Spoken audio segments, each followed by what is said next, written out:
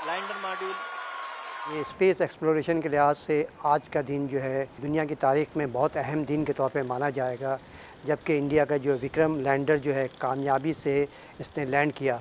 ये बहुत कोई आसान मिशन नहीं था। आप यूँ समझ लीजिए, ये जो साउथ पोल, चाँद का जो साउथ पोल है, ये बहुत ही रफ़ सरफेस होता है। पहला मिशन है जो कि साउथ पोल में लैंड किया है इसने। तो इससे ये होगा कि ये 15 दिन तक ये मिशन जारी रहेगा। तो साउथ पोल में जो आपके पास जो बहुत ही रफ़ क्रेटर्स के मौजूद हैं, तो उसके हमारे पास जो इन्फॉर्मेशन आएगी, वहाँ पर मुख्तलिफ़ एक्सपेरिमेंट परफॉर्म किए जाएंगे। इससे जो मालूमात में हमें बेइंतहा इजाफ़ा होगा। तो हम कह सकते हैं कि स्पेस रिसर्च में इंडिया ने एक बहुत बड़ा कारनामा अंजाम दिया है।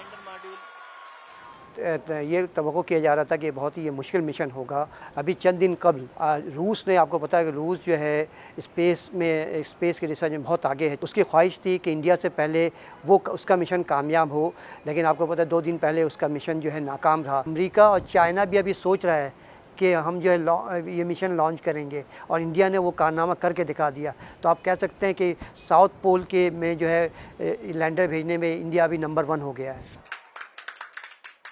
देखिए, इंडिया आपको मालूम है एक कि एजुकेशन में बहुत आगे है।